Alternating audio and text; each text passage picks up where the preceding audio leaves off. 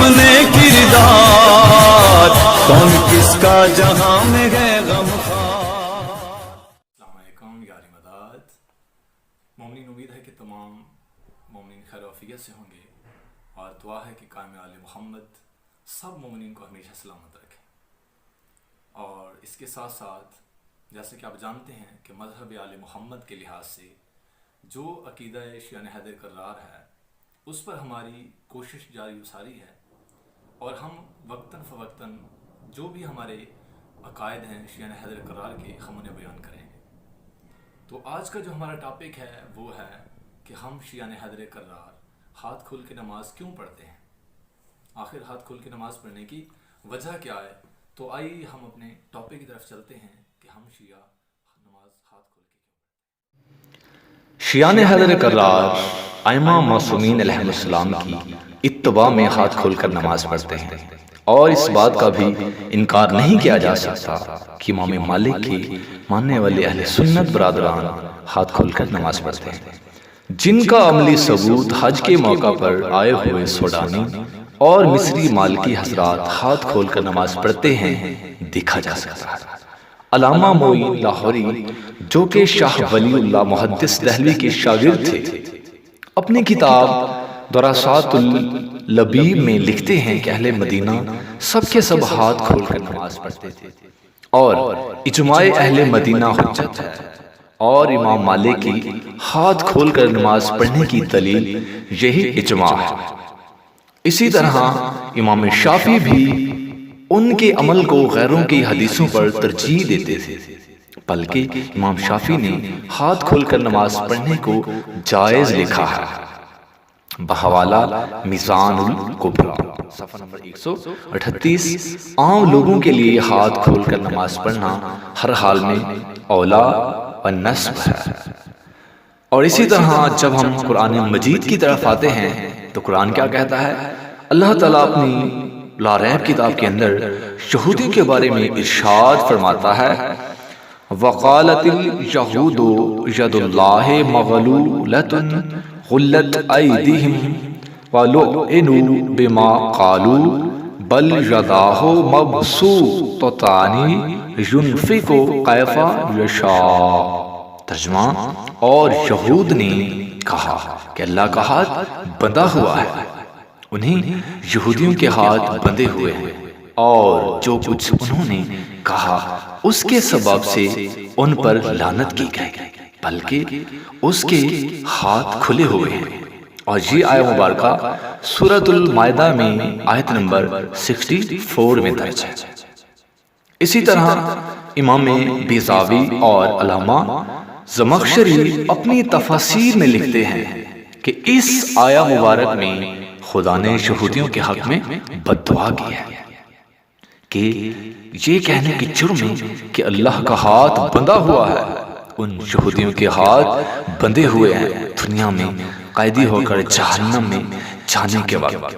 یہاں استدلال ہوتا ہے کہ ہاتھ کو کھلا رکھنا اللہ کے نزدیک عزت کی حالت ہے، اور بندے رہنا اللہ کے نزدیک ذلت کی علامت ہے، اور یہ سزا مجرموں کے لیے تجویز کی جاتی ہے، جیسا کہ اللہ نے یہودیوں کی جرم کی سزا میں تجویز کیا۔ اور اسی طرح سورۃ الحاقہ میں آیت نمبر 30 میں درج ہے خذوہ وغلوہ، یعنی اسے پکڑو اور اس کو باندھو۔ ایک مولوی صاحب نے استاد محترم علامہ سید فضل عباس نقوی سے کہا کہ ہم گناہ گار ہیں، اللہ کی بارگاہ میں مجرم کی طرح کھڑے ہو تو اچھا ہے۔ اس کے بعد میرے استاد محترم نے جواب میں فرمایا مولوی صاحب، اللہ تعالیٰ نے مسلمانوں کو مجرموں کی طرح دیکھنا پسند نہیں فرمایا، جیسا کہ اللہ تعالیٰ نے قرآن کے اندر ارشاد فرمایا أَفَنَجْعَلُ الْمُسْلِمِينَ كَالْمُجْرِمِينَ وَمَا لَكُمْ كَيْفَ تَحْكُمُونَ۔ سورہ قلم میں آیت نمبر 35، 36 اور 29 میں کیا ہم مسلمانوں کو مجرم کی طرح بنا دیں؟ کیا ہو گیا، تم کو کیسی بات کہتے ہو؟ اور نماز پڑھنا خدا کی اطاعت، فرما برداری، بھلائی اور کار خیر ہے۔ اللہ تعالیٰ نے قرآن میں جگہ جگہ ارشاد فرمایا اقیم الصلاۃ، نماز قائم کرو، نماز کے لیے سیدھے کھڑے ہو، سیدھے کھڑے ہو کر نماز پڑھ۔ سیدھا کھڑا ہونا بغیر کسی حکم کے ہاتھ کھلے ہی کھڑا ہونا ہے، اور یہ کہنا لغو اور بے معنی ہے کہ نماز میں ہاتھ کھول کر کھڑے ہوں۔ اگر انسان کے ہاتھ بندھے ہوئے ہوتے یا ہاتھ باندھ کر کھڑا ہونا اس کی فطرت ہوتا تو پھر یہ حکم دیا جاتا کہ ہاتھ کھول کر کھڑے ہوں۔ کھلے ہاتھوں کو کیسے کھولنے کا حکم دیا جا سکتا ہے؟ سیدھا کھڑے ہونے میں یہ صریح حکم موجود ہے۔ اگر نماز میں خلافت فطرت ہاتھ بندھوانے منظور ہوتی تو اللہ تعالیٰ فرماتا کہ ہاتھ باندھ کر کھڑے ہوں اور یہ کہنا واجب ہوتا، لیکن اللہ نے ایسا نہیں فرمایا۔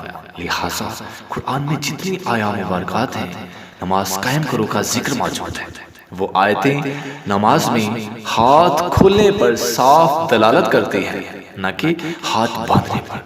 قرآن میں جگہ جگہ نماز ہاتھ کھول کر پڑھنے کا حکم موجود ہے، جیسا کہ رسول پاک صلی اللہ علیہ وآلہ وسلم نے ارشاد فرمایا تھا صلو کما رأیتمونی اصلی، جس طرح مجھے نماز پڑھتا دیکھو اسی طرح نماز پڑھو۔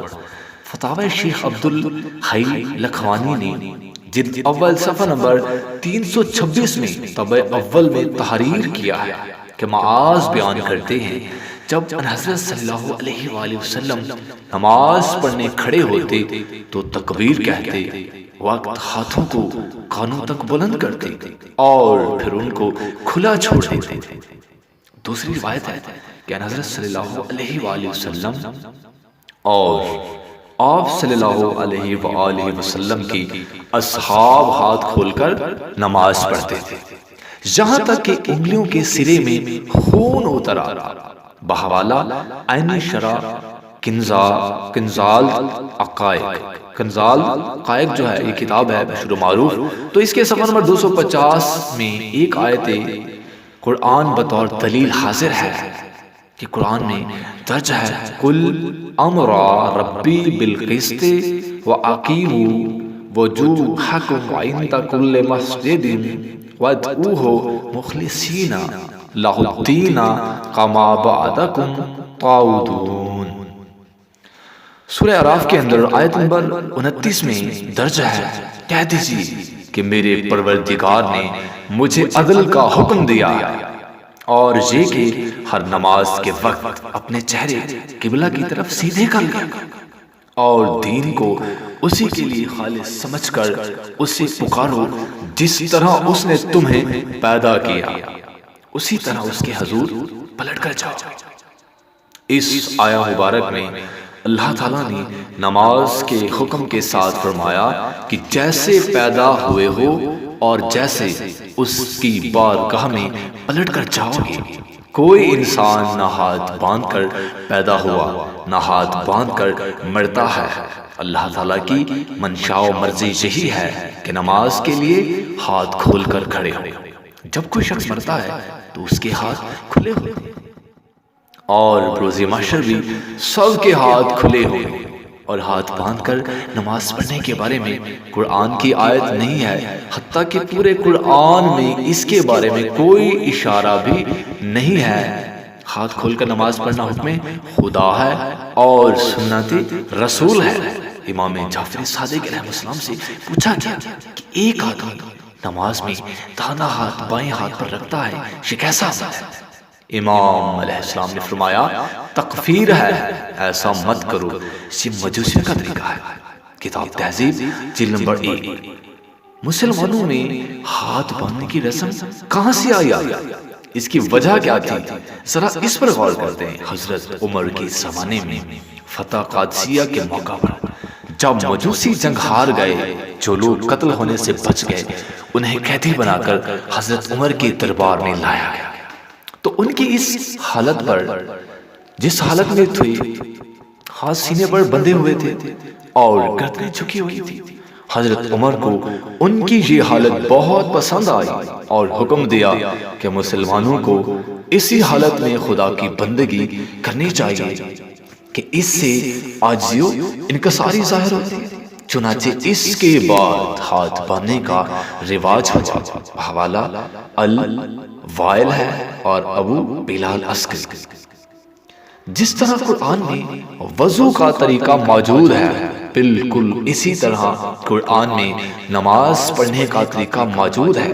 خداوند عالم ارشاد فرماتے ہیں، علم ترى ان اللہ یسبح لہ من فی السماوات والارض والطیر صافات کل قد علم صلاتہ وتسبیحہ واللہ علیم بما یفعلون۔ کیا تم نے نہیں دیکھا کہ جتنی مخلوقات آسمان اور زمینوں میں ہیں اور پرندے بھی پر کھول کر اللہ کی تسبیح کرتے ہیں، سب کے سب اپنی نماز اور تسبیح کا طریقہ خوب جانتے ہیں، اور جو کچھ یہ کیا کرتے ہیں اللہ اس سے خوب واقف ہے۔ اس آیت میں اللہ تعالیٰ نے اڑتے ہوئے پرندوں کی مثال دے کر طریقہ نماز کا مسئلہ سمجھا دیا کہ اڑتے ہوئے پرندے جو ہیں وہ پر کھول کر اللہ کی عبادت کرتے ہیں۔ پرندوں کے ہاتھ ان کے پر ہیں، پرندے ہاتھ کھول کر بندگی کرتے ہیں۔ اللہ تعالیٰ نے پرندوں کا ذکر خصوصیت سے کر کے طریقہ نماز سمجھا دیا، ورنہ دیگر مخلوقات میں پرندے بھی آتے تھے۔ پرندوں کا علیحدہ سے خاص طور پر ذکر کیوں کیا؟ فقط جاہل لوگوں پر واضح کرنا تھا کہ ہر شخص کو عبادت کا طریقہ معلوم ہو جائے۔ اسی طرح سورہ توبہ میں ارشاد خداوند عالم ہے، المنافقون والمنافقات بعضهم من بعض یأمرون بالمنکر وینہون عن المعروف ویقبضون ایدیہم نسوا اللہ فناسیہم ان المنافقین هم الفاسقون۔ ترجمہ ہے، منافق مرد اور منافق عورتیں ایک دوسرے کی باہم جنس ہیں، لوگوں کو برے کام کا حکم دیتے ہیں اور نیک کام سے روکتے ہیں اور اپنے ہاتھ باندھے رکھتے ہیں۔ سورہ توبہ آیت نمبر 67 پارہ نمبر 10 کے اندر یہ آیت مبارک درج ہے۔ اس آیت میں ہاتھ باندھنے والوں کو اللہ نے منافق کہا ہے، اور جو خدا کے نزدیک منافق ہو اس کا نتیجہ قرآن میں واضح ہے۔ صاحب کتاب تنویر العینین جو ہے وہ لکھتے ہیں صفحہ نمبر 21 کے اوپر، اصل حکم نماز میں ہاتھ کھول کر پڑھنے کا ہے، لیکن روافض شیعوں سے مشابہ ہونے کے باعث اسے ترک کر دیا گیا۔ حکم تو ہاتھ کھولنے ہی کا ہے۔ یہ قرآن اول یعنی رسول اکرم صلی اللہ علیہ وآلہ وسلم کے زمانے میں مشہور تھا۔ یہ کرنے اول یعنی رسول اکرم کے زمانے میں یہ بات مشہور تھی، اور اسی ہاتھ کھلنے پر کرنے آخر کے علماء کی اکثریت نے اتفاق کر رکھا ہے، اور یہ بھی کہتے ہیں کہ ان شہروں میں یہ فعل یعنی ہاتھ کھلنا روافض سے مشابہ ہونے کی وجہ سے ابو حنیفہ کے پیروکاروں نے چھوڑ دیا، بس اس فعل پر باقی نہ رہے سوائے شیعہ کے۔ الحدیث کے مشہور عالم علامہ واحد الزمان لکھتے ہیں، یعنی جو یہ کہتا ہے کہ ہاتھ کھول کر نماز پڑھنا شیعوں کا شعار ہے تو وہ غلطی پر ہے، اور رائے میں شیعوں ہی کا نہیں بلکہ تمام اہل اسلام کا یہی عمل رہا ہے، خصوصاً زمانہ رسول پاک صلی اللہ علیہ وآلہ وسلم میں تمام صحابہ اس پر عمل کرتے تھے، اور ہاتھ باندھنے کا کہیں نام بھی نہیں تھا۔ ہدایت المہدی جلد نمبر 4 صفحہ نمبر 126 اور کتاب فلق النجات کے اندر یہ بات درج ہے۔ مومنین، تو میں سب سے آخر پر گزارش کرنا چاہوں گا کہ کائنڈلی قرآن مجید کی آیات مبارکات کو سمجھا جائے، قرآن کی ان پاک آیات کو سمجھا جائے، اور یہ پیغام حق تمام لوگوں تک پہنچایا جائے، جو ہاتھ باندھ کر نماز پڑھنے کی روش ہے اسے ختم کیا جائے، منافقہ سے جان چھڑائی جائے اور خود کو منافق بننے سے بچایا جائے۔ جزاک اللہ، جزاک اللہ، اللہم صلی علی محمد و آل محمد۔